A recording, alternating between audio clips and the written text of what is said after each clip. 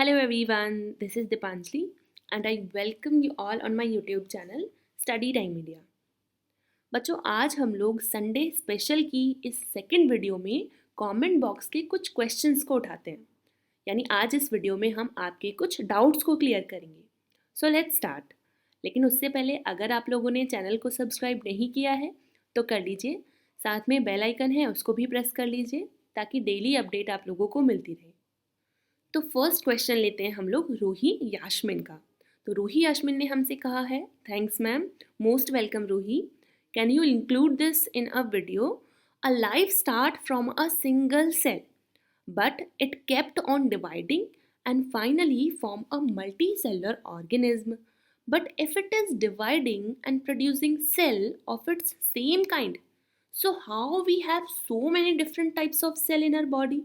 Very good question. तो रूही का कहना है कि हमारी लाइफ स्टार्ट होती है एक सिंगल सेल से और वो लगातार डिवाइड होती रहती है। भाई मियोसिस माइटोसिस की प्रोसेस होती रहती है उसमें और मल्टी सेलुलर ऑर्गेनिज्म बनता है। जब एक सेल डिवाइड हो रही है और अपनी ही तरह की सेल बना रही है तो हम अपनी बॉडी में डिफरेंट टाइप ऑफ सेल कैसे देख पाते हैं?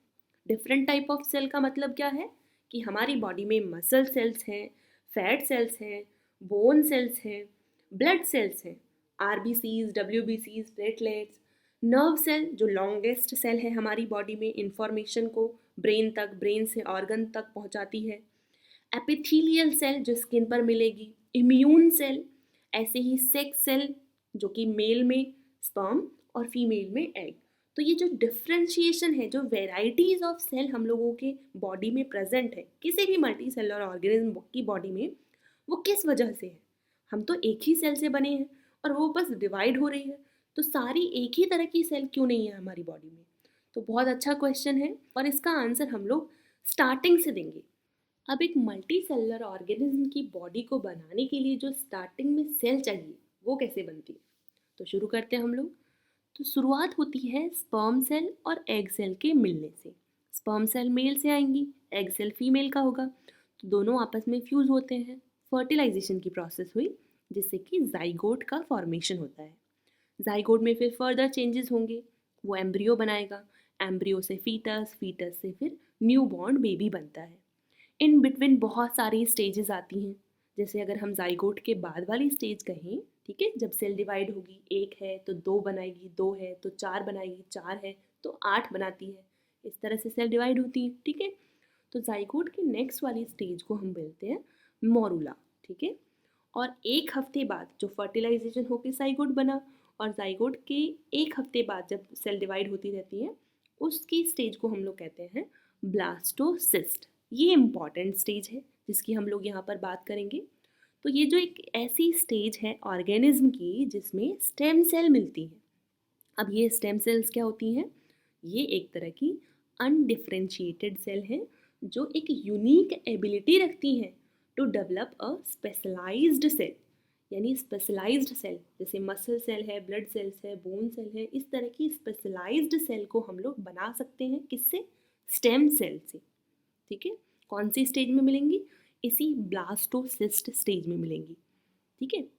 ये दो तरह की होती हैं, एक एम्ब्रियोनिक सेल होती है, दूसरा अडल्ट सेल होती है जिनको हम लोग सोमैटिक सेल भी बोलते हैं। एम्ब्रियोनिक सेल की बात करें तो ये एक तरह की ऐसी स्टेम सेल है जो इसी स्टेज में मिलेंगी जिसकी हम पढ़ रहे हैं। यानी कि एम्ब्रियो जब होगा, न्यूबॉर्न बेबी जब बनने वाला होगा, प्रेगनेंसी वाली स्टेज में जो स्टेम सेल्स मिलती हैं they are called embryonic stem cell, ठीक है। तो यहाँ पर ब्लास्टोसिस्ट में किस तरह की स्टेम सेल्स हैं? एम्ब्रियोनिक सेल, ठीक है। और लाइफ लॉन्ग जो हमारे बॉडी में प्रेजेंट रहेंगी उनको हम लोग अडल्ट सेल कहेंगे या फिर सोमैटिक सेल कहेंगे, ठीक है।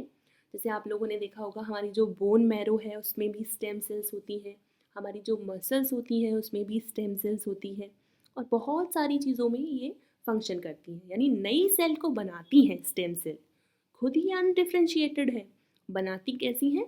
डिफ्रेंशिएटेड सेल बनाती हैं ताकि अलग अलग काम कर सके, अलग अलग स्पेशलाइज्ड हो सके। अब होता कैसा है ये हम लोग अभी देखते हैं इस वीडियो में, ठीक है। ये जो स्टेम सेल्स है इनका यूज़ भी बहुत कुछ है। जैसे मान लो अगर कैंसर हुआ है किसी को तो उसका जो टिश्यू है वहाँ पर, ठीक है, उसका उसको हटाना पड़ेगा वहाँ से पूरा का पूरा। तो क्या करते हैं, इन्हीं स्टेम सेल जो कि अनडिफरेंशिएटेड है, उन्हीं को हम लोग वहाँ पर प्लेस कर देंगे और जो कल्चर करेंगे उसको पूरा अच्छे तरीके से, ठीक है, ताकि वो उसी की तरह का एक हेल्दी टिश्यू बना सके, एक हेल्दी सेल में कन्वर्ट हो सके और उसको वहाँ पर प्लेस कर देते हैं, पूरा ऑर्गन बन जाता है। ऐसे ही होता है जब कोई एक्सीडेंट वगैरह हो जाता है। अगर एक्सीडेंट में बॉडी का कोई भी पार्ट डैमेज हो गया है, ख़राब हो गया है, तो स्टेम सेल ले ली जाती हैं बोन मैरो से। बोन मैरो में एडल्ट सेल हम लोगों को मिलेंगी, ठीक है, सोमैटिक स्टेम सेल। तो ये बोन मैरो से ले ली जाएंगी और फिर इनसे ही न्यू सेल डेवलप की जाएंगी, ठीक है, और फिर उस और पूरा ऑर्गन बन जाता है। आप देखो कि अगर लिवर को पूरी तरह से हटा दिया जाए, हमारा जो लिवर है सबसे बड़ी ग्लैंड है हमारी बॉडी की, तो उसको अगर पूरी तरह से रिप्लेस कर दिया जाए, बिल्कुल हटा दिया जाए, तो वो खुद को अपने आप ही जनरेट कर लेगा, पूरा लिवर बन जाएगा। तो ये एबिलिटी होती है किसकी, इन्हीं स्टेम सेल्स की होती है, ठीक है। तो यही स्टेम सेल्स हैं जो नई सेल को बनाने में हेल्प करती हैं, उन्हें डिफ्रेंशिएटेड बनाती हैं। हालांकि जो डिफ्रेंशिएट हो जाती हैं, मान लो मसल सेल्स बन गई इन्हीं स्टेम सेल से, या फिर ब्लड सेल्स बन गई है, स्पर्म है, एग है, वो वापस से अनडिफ्रेंशिएटेड नहीं बन सकती, यानी वो अपनी ही तरह की बनाएंगी फिर, ठीक है। स्टेम सेल से तो हम हर तरह की सेल बना सकते हैं, एम्ब्रियोनिक से तो वो हर तरह की बनाई जा सकती हैं। एडल्ट तो हम लोग बोल सकते हैं कि ब्लड सेल्स बना सकता है, या फिर और जो मसल सेल्स बना सकता है, एडल्ट सेल जो होती हैं बोन मैरो से अगर हम लेंगे। लेकिन ये जो एम्ब्रियोनिक है हर तरह की सेल बना सकती हैं। तो कहने का मतलब यही है कि यही स्टेम सेल्स हैं जो डिफरेंशिएटेड सेल्स को बनाती है, और फिर वो डिफरेंशिएटेड सेल डिवाइड हो होकर अपनी ही तरह की सेल बनाती है। मसल सेल है तो अपनी ही तरह की मसल सेल बनाएगी, ब्लड सेल्स हैं तो अपनी ही तरह की ब्लड सेल्स बनाएगी। अब ये प्रोसेस होती कैसे है, ये हम लोग देखते हैं कि ये किस तरह से हेल्प करती हैं। अब सेल डिफरेंशिएशन की प्रोसेस में होता क्या है वो एक बार देख लेते हैं। अच्छा, सेल डिफरेंशिएशन क्या होता है, जब स्टेम सेल जो कि अनडिफरेंशिएटेड है वो डिफरेंशिएटेड सेल बनाए, वेराइटीज ऑफ सेल बनाए, उसी प्रोसेस को हम लोग सेल डिफरेंशिएशन कहते हैं। तो वो हम लोग एक बार देख लेते हैं। देखो, हम सबको पता है कि हमारी सेल कैसी दिखती है, स्ट्रक्चर कैसी है, यानी सेल है, उसकी आउटर मेम्ब्रेन होती है जिसे हम सेल मेम्ब्रेन कहते हैं, बीच में जो भरा हुआ रहता है लिक्विड है उसको हम लोग क्या कहते हैं, साइटोप्लाज्म। सेंटर में लोकेटेड होता है न्यूक्लियस, न्यूक्लियस के अंदर होते हैं thread like structure, they are called chromosomes, ठीक है। कितने होते हैं, 23 क्रोमोसोम्स अगर हम पेयर की बात करेंगे, और number of chromosome 46 chromosome, human की बॉडी की बात करें तो 46 क्रोमोसोम्स होते हैं। अब इन क्रोमोसोम्स पर होते हैं डीएनए। डीएनए क्या होता है, D oxy ribo nucleic acid, ठीक है। तो एक 2 स्ट्रैंड वाला डीएनए होता है ना, 2 स्ट्रैंड होते हैं, आपस में कॉइल्ड होते हैं और जुड़े हुए रहते हैं नाइट्रोजनस बेस के साथ, ठीक है, प्यूरीन पिरिमिडीन। ज़्यादा हम लोग डिटेल में डिस्कस नहीं करेंगे यहाँ पर डीएनए की स्ट्रक्चर को, ठीक है। तो डीएनए जो कि 2 स्ट्रैंड वाला होता है वो कॉइल्ड फॉर्म में होता है, ठीक है। और अगर हम डीएनए के सेगमेंट को देखें, ठीक है, टुकड़ों को देखें, तो उनको कहा जाता है जीन्स। क्या होते हैं genes, segment of DNA, important part है जीन हमारी बॉडी का, है ना। क्यों इम्पॉर्टेंट है, क्योंकि यही है जो इन्फॉर्मेशन को one generation to another generation transfer करता है। जीन है ना, हेरिडिटरी यूनिट, ठीक है। चलो, तो ये जो जीन है इससे हमें काम है। तो स्टेम सेल्स जो होती हैं, है ना, जो एम्ब्रियोनिक स्टेम सेल है जो ब्लास्टोसिस्ट वाली स्टेज में हम लोगों ने देखी थी, तो वो स्टेम सेल है तो न्यूक्लियस भी होगा, न्यूक्लियस है तो उनके अंदर क्रोमोसोम्स भी होंगे, क्रोमोसोम्स हैं तो सेगमेंट ऑफ ये डीएनए, ठीक है, जिनको हम जीन कह रहे हैं वो भी होंगे। तो स्टेम सेल, कोई भी स्टेम सेल, वो सर्टेन टाइप के जीन्स को, ठीक है, डीएनए के सेगमेंट को एक्टिवेट करती है। सबको एक्टिवेट नहीं करती, कुछ ही जीन को एक्टिवेट करती है, और वो जीन फिर प्रोसेस, भाई कई सारी प्रोसेस के थ्रू गुजरता है और वो अलग अलग तरह की सेल बनाता है। समझ में आया, ठीक है। तो स्टेम सेल का क्या फंक्शन है, एक्टिवेट करना अलग अलग तरह के जीन को, अलग अलग तरह के सेगमेंट को, ठीक है। जैसे यहाँ पर आप देख सकते हो पूरा डीएनए है, इसमें रेड स्ट्रैंड है, ग्रीन है, ब्लू है, तो ये क्या है, जीन्स हैं। तो जब भी कोई स्पेसिफिक टाइप की सेल बनानी होती है तो एक्टिवेट सारे नहीं होते हैं, बल्कि कुछ ही जीन एक्टिवेट होते हैं। और कौन से होंगे वो स्टेम सेल करेंगी। ठीक है, तो क्या करेंगी स्टेम सेल, ये अनडिफ्रेंशिएटेड को, खुद अनडिफ्रेंशिएटेड है और डिफ्रेंशिएटेड सेल बनाएंगी और एक्टिवेट करेंगी सर्टेन टाइप ऑफ जीन को in the process of differentiation, ताकि वो डिफरेंट टाइप की सेल बना सकें।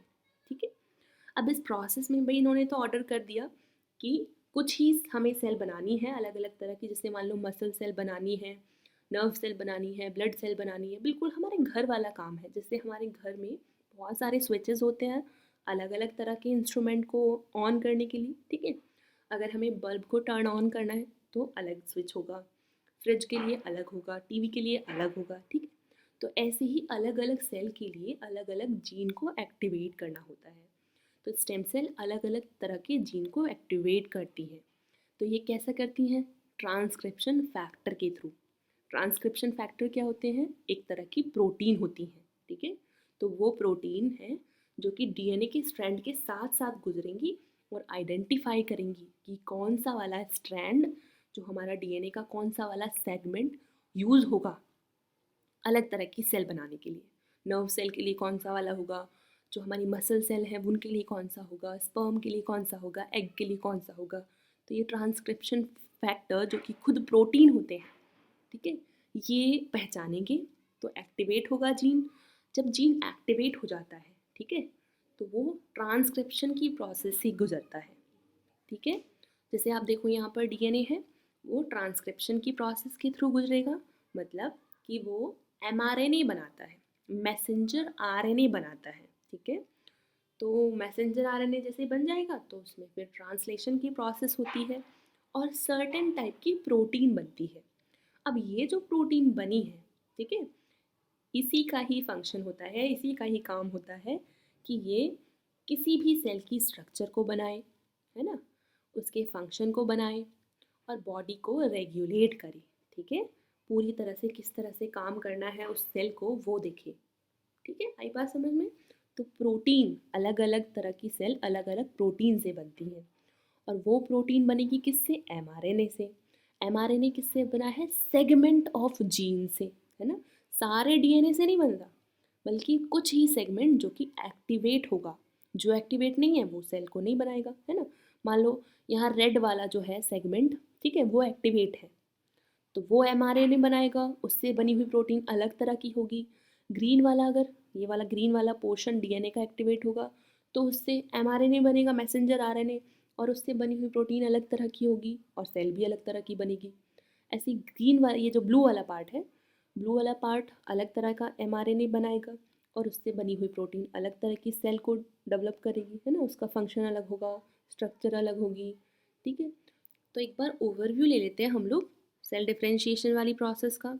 तो होता क्या है, स्टेम सेल्स जो होती हैं जिनके अंदर ये सारी प्रोसेस हो रहे हैं, ठीक है, स्टेम सेल्स जो होंगी वो पूरे डीएनए को नहीं, बल्कि स्पेसिफिक डीएनए के सेगमेंट को ही, जिनको हम जीन कह रहे हैं, उन्हें एक्टिवेट करती है। ठीक है, वो जीन अपने आप को फिर एक्सप्रेस करेगा, यानी वो जीन ट्रांसक्रिप्शन की प्रोसेस करेगा और एमआरएनए बनाएगा, मैसेंजर आरएनए, और फिर आगे चलकर ट्रांसलेशन की प्रोसेस के थ्रू प्रोटीन का सिंथेसिस होता है। ठीक है, प्रोटीन सिंथेसाइज होती है और प्रोटीन पर डिपेंड करेगा कि वो किस तरह की सेल में कन्वर्ट होगा, नर्व सेल में, या फिर हमारा जो मसल सेल है, ब्लड सेल्स हैं जितनी भी हैं, उस तरह की different types of cell different type of protein से ही सिंथेसाइज होंगी। ठीक है, तो ये पूरे प्रोसीजर के साथ गुजरना पड़ता है जब भी कोई स्पेसिफिक टाइप की सेल बनती है। आई होप कि आपको समझ में आया होगा, हालांकि बहुत ही डिटेल है ये, लेकिन फिर भी कोशिश की है कि आपको थोड़ा सा ओवरव्यू मिल जाए पूरे का। ठीक है, तो स्टेम सेल्स हैं जो वेराइटीज़ ऑफ सेल बनाने में हेल्प करती हैं।